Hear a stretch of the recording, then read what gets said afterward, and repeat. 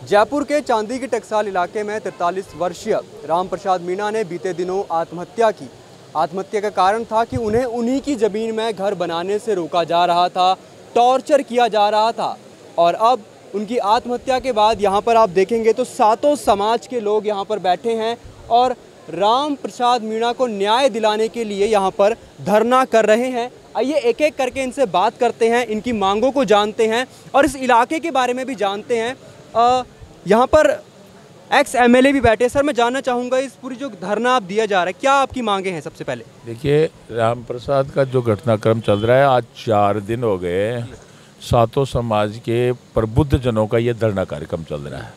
और मांग सीधी सीधी मांग है कि राम प्रसाद को जिन लोगों ने टॉर्चर किया, जिन लोगों ने उसको परेशान किया और जिसकी वजह से राम प्रसाद को आत्महत्या करने का कदम उठाना पड़ा और लास्ट में वो आत्महत्या करके इस संसार से विदा हो गए, तो उनका जो भरा पूरा परिवार है, उस परिवार को राहत पहुंचाए। उस परिवार की बेटियां हैं, परिवार में बूढ़े माँ बाप हैं, परिवार में लकवाग्रस्त उसकी पत्नी है। तो राम प्रसाद के इस घटना में सरकार इनको उचित मुआवजा दे, परिवार के एक व्यक्ति को सरकारी नौकरी दे ताकि परिवार का पालन पोषण हो सके। तीसरी बात यह है कि जिन लोगों ने राम प्रसाद को टॉर्चर किया, परेशान किया, उसको मकान नहीं बनाने दिया, ऐसे लोगों के खिलाफ जांच करके जो एफआईआर में नाम भी दर्ज हैं, उनके खिलाफ सख्त से सख्त कार्रवाई करें। ये हमारी मांग है। तो जिस प्रकार से सर महेश जोशी के द्वारा कहा जा रहा है कि ये मामला जो है बिल्कुल निराधार है, मैं तो इन्हें जानता ही नहीं था, उस पर आप क्या कहेंगे? सर, मैं ये कहना चाहूँगा, महेश जोशी झूठ बोल रहे हैं। सारे महेश जोशी के कारनामे है। इसने जगह जगह पब्लिक को प्रसन्न करा है। आप क्या कहेंगे सर इस पर? मैं कहूँगा कि महेश जोशी जी यहाँ के स्थानीय विधायक हैं और सरकार में मंत्री भी हैं और यहाँ की जनता ने उनको बढ़ चढ़ करके वोट का दान भी किया है।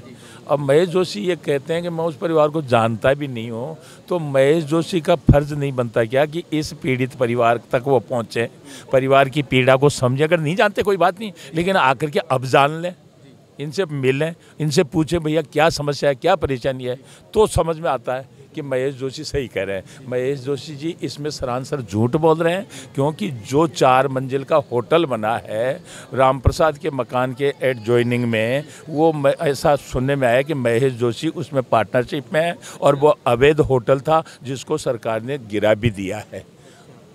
मैं आपसे भी सवाल करना चाहूँगा कि 4 मंजिल का होटल अगर गिरता है सरकार के द्वारा, इसका मतलब सीधी सी कहानी है कि वो होटल अवैध था, इसलिए गिराया गया।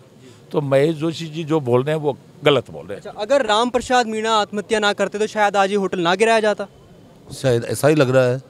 देखिए कि राम प्रसाद जी ने जो ये कदम उठाया है, ये अथाह होकर के उठाया उसने।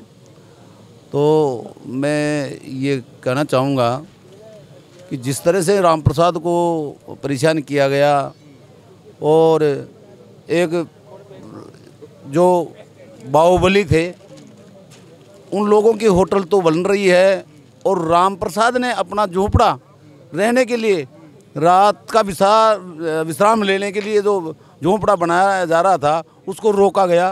तो ये सरासर अन्याय है। और सुनने में आया कि मंत्री साहब ने भी इसको कुछ इनके साथ में बदतमीजी की है, तो उसने हताश होकर के राम प्रसाद ने जो आत्महत्या की है ये निंदनीय है, इसको न्याय मिलना चाहिए। आपको नहीं लगता सर कि इस मामले की पूरी अगर निष्पक्ष जांच हो तो उसके लिए महेश जोशी जी को निलंबित किया जाना जरूरी है? बिल्कुल ज़रूरी है। अगर वो जांच में दोषी पाए जाते हैं तो निलंबित करना चाहिए। महेश जोशी को स्वतः ही इस्तीफा दे देना चाहिए।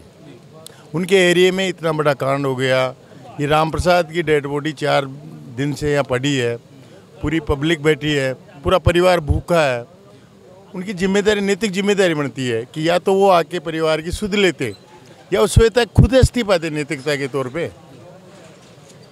उन्होंने आज तक आके ये नहीं पूछा भाई क्या हुआ क्या नहीं हुआ।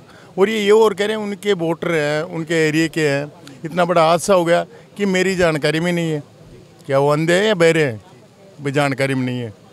सर, यहाँ इतना बड़ा हादसा हुआ है चांदी की टकसाल इलाके में, आप क्या कहेंगे सर इस पर? देखो, ये गलत हुआ है और ये जो मंत्री है ना, सारी नेतृत्व जिम्मेदारी इनकी थी कि एक तो इनमें पार्टनर है, और पार्टनर नहीं है तो 3 दफ़े आना चाहिए था उसको। जब ख़त्म होने के तुरंत ही आधे घंटे पहले आ जाने, कोई दूर थोड़ा, यहीं तो है उसका क्षेत्र, तो इसलिए उनकी नेतृत्व जिम्मेदारी है।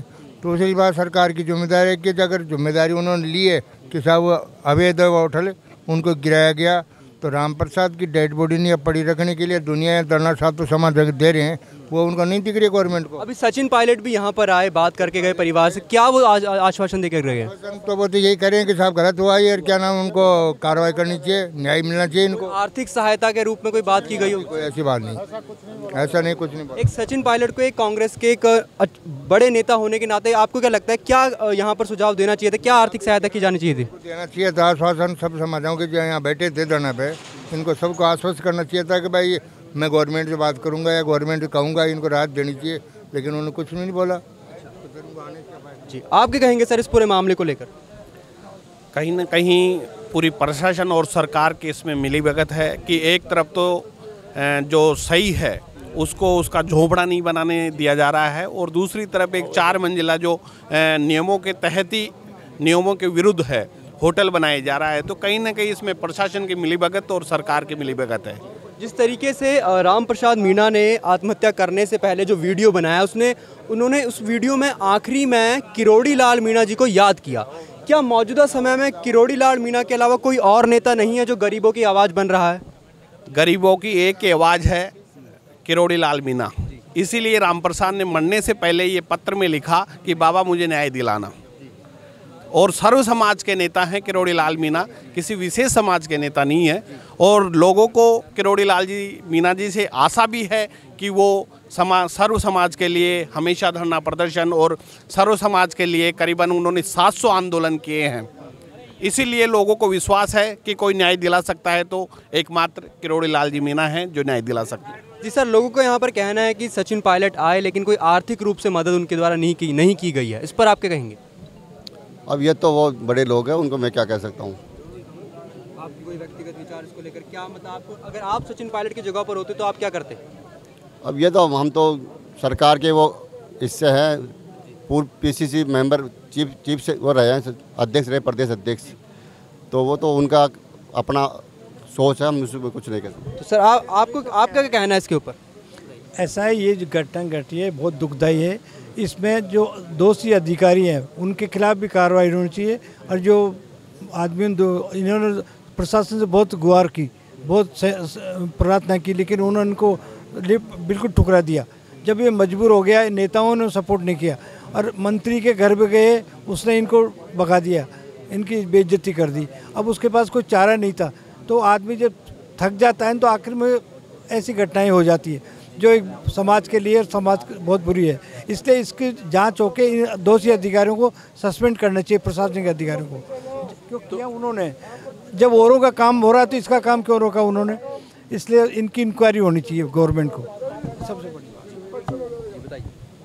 सर, मैं यहाँ इसका माहौल देखा तो मैंने मेरे विचार से, विवेक से बोल रहा हूँ, जब आदमी का स्वर्ग में से हाथ छूट जाता है ना, जब मौत होती है, तो उसने आज छूटने के बाद भी उस आदमी ने इन बच्चों की चाहत के लिए डॉक्टर किरोड़ी लाल मीणा को दिव्य मूर्ति मान के, भगवान के रूप में मान के, और किरोड़ी लाल मीणा हमारे इन आदमियों ने नाम लिख के गया है। वो अब इन आदमियों के पास में भटकी बिल्ली की तरह घूमा, और मेरे को 4 गार्डों ने मारा, और मैं रोड पे सोया परिवार सहित, फिर भी मेरी सुनवाई किसी ने नहीं की, तो मैं मर रहा हूँ इस गोल्डन में, ये कह के गया। तो ये दोषी हैं और इनकी सज़ा यही है। अब पैसे तो भगवान की दया से चाय बना के भी कमा लेंगे, पर आदमी का महत्व समझो ये सरकार। अब आदमी क्या होता है, आपके मैं 56 करोड़ रुपये दूँगा, पर आप कैसे जियोगे? मैं तो यह कि इसका निर्णय है कि जन्म तक, जैसे आसाराम को जेड़ा ने, ऐसे इनको जन्म तक मुँह नहीं देखूँ मैं इनके, इन आदमियों के नाम है। आप क्या चाहते हैं, महेश जोशी के खिलाफ क्या कार्रवाई हो? जन्म तक सजा। प्रशासन के अधिकारी और नेताओं के खिलाफ कार्रवाई होनी चाहिए। महेश जोशी को निलंबित करो सबसे पहले तो, राजीवन का महेश जोशी को निलंबित करो पहले तो। ये क्या, इसकी वजह से सारी दुनिया परेशान हो रही है। दाव है ना, दबाव। गरीब हो आप, और मैं पैसे वाला हूँ तो मेरा दबाव ठीक हो जाएगा इससे। तो यहाँ पर आपने देखा कि सातों समाज के लोग किस तरीके से यहाँ पर राम प्रसाद मीणा की आत्महत्या के बाद धरना कर रहे हैं। आप देख रहे हैं राजस्थान संवाद, कैमरामैन करण के साथ संवाददाता मनोज पांडे, जयपुर। सालों से अगर कोई दर्द आपको परेशान कर रहा है और हजारों कोशिशों के बाद भी उसका इलाज नहीं हो पा रहा, तो अब आपकी इस परेशानी का इलाज मिल गया है, और वो भी बिना किसी दवा, ऑपरेशन या इंजेक्शन के। यहाँ आपका इलाज किया जाएगा आधुनिक मशीनों के द्वारा। गंगापुर सिटी के श्री बालाजी आरोग्य हेल्थ केयर हजारों पेशेंट्स के विश्वास और भरोसे के आधार पर आज ये कह सकता है कि यहाँ पर आप अपने हड्डी और नस संबंधित रोग के साथ आ जरूर मायूस सकते हो, लेकिन इलाज के बाद जब आप जाएंगे तो बिल्कुल स्वस्थ और खुश होकर जाएंगे। हमारे यहाँ रीढ़ की हड्डी, नस ब्लॉकिंग, लकवाग्रस्त और जन्मजात बच्चों का संपूर्ण और सफल इलाज किया जाता है। यहाँ गारंटी के साथ सभी जोड़ों के दर्द का पूरा इलाज डॉक्टर DS सिहर्रा के द्वारा किया जाता है। श्री बालाजी आरोग्य हेल्थ केयर की सफलता की कहानी के साक्षी कई समाचार पत्र और मैगजीन्स भी बनी हैं। तो अब दर्द में और मायूस ना हो, क्योंकि अब उसका निवारण संभव है। बस आपको याद रखना है एक ही नाम, श्री बालाजी आरोग्य हेल्थ केयर, न्यू सदर थाना, पार्क होटल के पास, बाईपास रोड, गंगापुर सिटी। आज ही अपना अपॉइंटमेंट बुक करें 9413872834 या 6350697129 पर संपर्क करें।